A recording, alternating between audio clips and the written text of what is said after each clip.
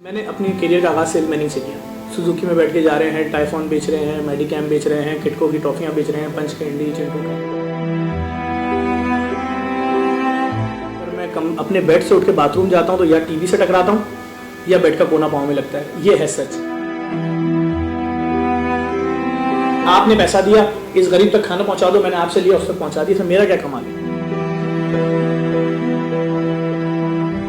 जानना चाहते हैं, हमारी ऑडियंस जानना चाहती है आपकी पर्सनल लाइफ के हवाले से कि आपका ये करियर, ये प्रोफेशन कैसे चेंज हुआ। आप किसी कंपनी में थे, जॉब करते थे एक सेल्स में। देखिए, प्रोफेशन चेंज नहीं हुआ। जो रज़ाकार होता है ना, वो पैदाइशी होता है। वो कम्युनिटी में कोई भी काम कर सकता है। कम्युनिटी में किसी की शादी हो रही है, वहाँ पे हेल्पर की ज़रूरत है, वो वहाँ खड़े होकर काम करा देगा बगैर किसी रिश्ते के। मेरी कज़न है, ये है, वो है, कुछ भी नहीं है, मेरा कोई जानने वाला नहीं है। शायद देर में उठा के शादी हॉल के अंदर भी रखवा देगा। अगर वेटर कम होंगे तो थाल बंटवाने में भी अपना हिस्सा लगा देगा। रज़ाकार ही होता है। और ये हर जगह आपको नजर आएंगे।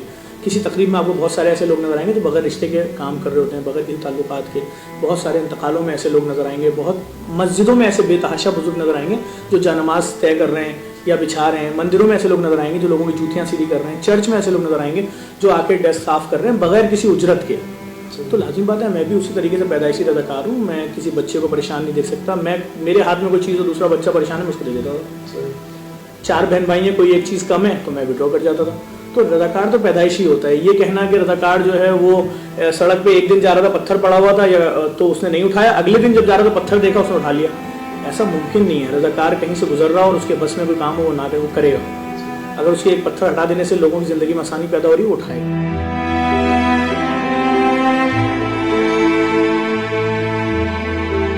मैंने अपनी करियर का आगाज़ सेलमैनिंग से किया। सुजुकी में बैठ के जा रहे हैं, टाइफॉन बेच रहे हैं, मेडिकैम बेच रहे हैं, किटको की टॉफ़ियाँ बेच रहे हैं, पंच कैंडी, चिंटू कैंडी, मुख्तलिफ उनकी रेंज थी। फिर 2003 में जब पाकिस्तान में माज़ा इंटरनेशनल आया, उसको ज्वाइन किया एज अ सेल्स ऑफिसर। और खुदा का करना ये वो उसी कंपनी के नेशनल सेल्स मैनेजर बन गए। 40 साल का एक्सपीरियंस रखने वाले आरसी और पेप्सी और कोका कोला के मैनेजर मेरे अंडर में काम कर रहे थे।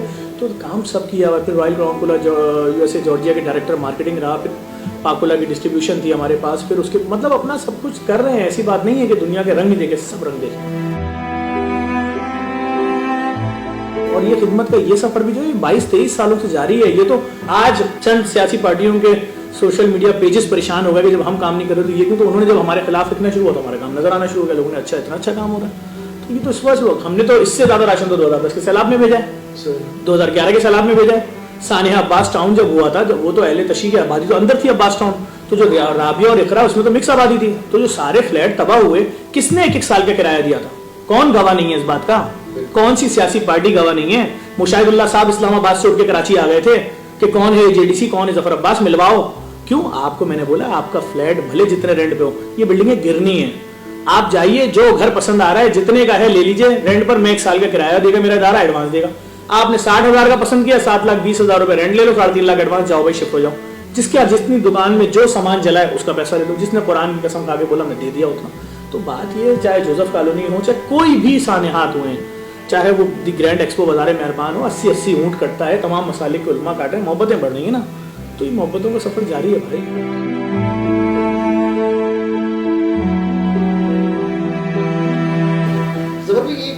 आपकी एक नई जिद्दत, एक नया आइडिया, एक क्रिएटिव, जैसे वैसे बहुत सारी एनजीओज कराची में काम कर रही हैं, मुल्क भर में कर रही हैं, मगर आप एक नया आइडिया लेके आते हैं। जैसे आपने बाइक्स का किया, या आपने दस्तरखान इमाम हसन हुआ और उसके अंदर शतरमुर्ग खिलाए गए, वो एक मतलब दुनिया भर में मकबूल हुई वो चीज़। मैं आपको समझाता हूँ, क्या क्रिएटिव, कोई क्रिएटिव नहीं है, कोई क्रिएटिव नहीं। लोग समझते हैं ये शो ऑफ है। हाँ, ये शो ऑफ नहीं है भाई।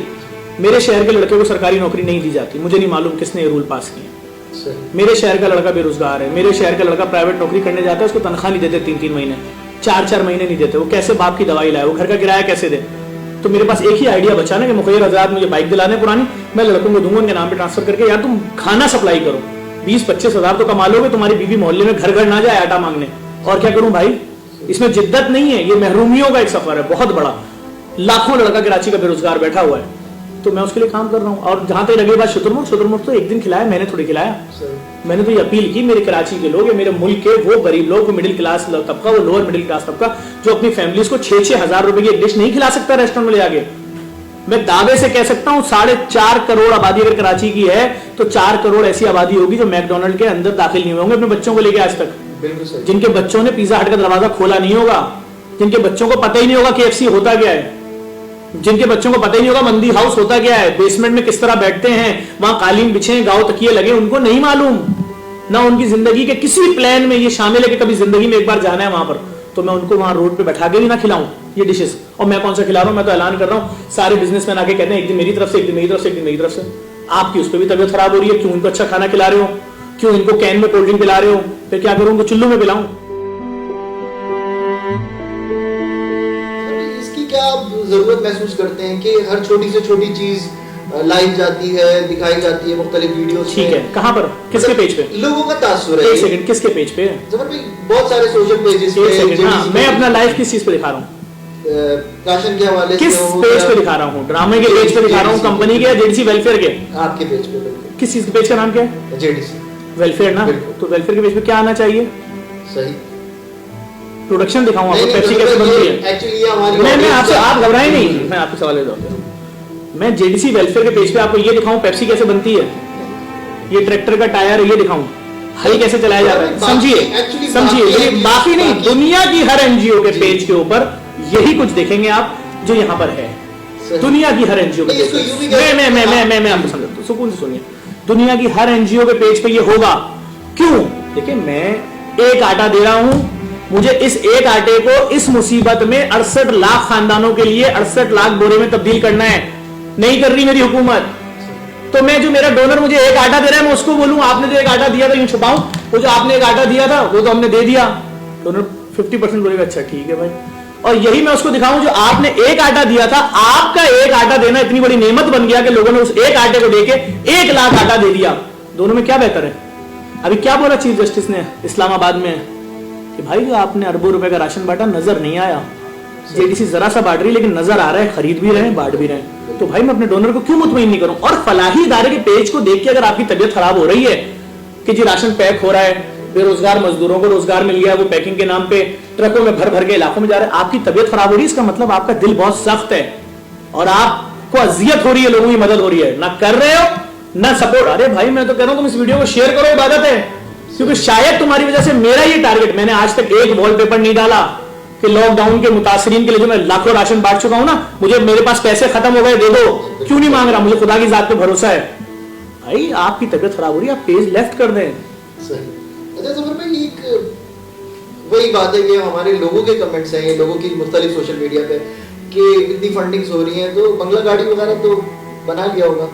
भाई जिस वक्त बच्चा सोच रहा होता है ना कि मैं नौकरी करूंगा, उस वक्त में उतनी सी एज में 21 साल की उम्र में मल्टीनेशनल कंपनी का नेशनल सेल मैनेजर था। ठीक है भाई, किसी से पूछ लिएगा कि ये होता क्या है, डायरेक्ट अरबियों से डीलिंग होती थी। तो भाई बात ये कि बंगले की कोई औकात नहीं है, मेरा अपने वालिद के घर में रहता हूँ और शायद जिस कमरे में आप बैठे हैं इससे छोटा मेरा अपना एक कमरा है उस घर के अंदर, और अगर मैं अपने बेड से उठ के बाथरूम जाता हूँ तो या टीवी से टकराता हूँ या बेड का कोना पाँव में लगता है। ये है सच।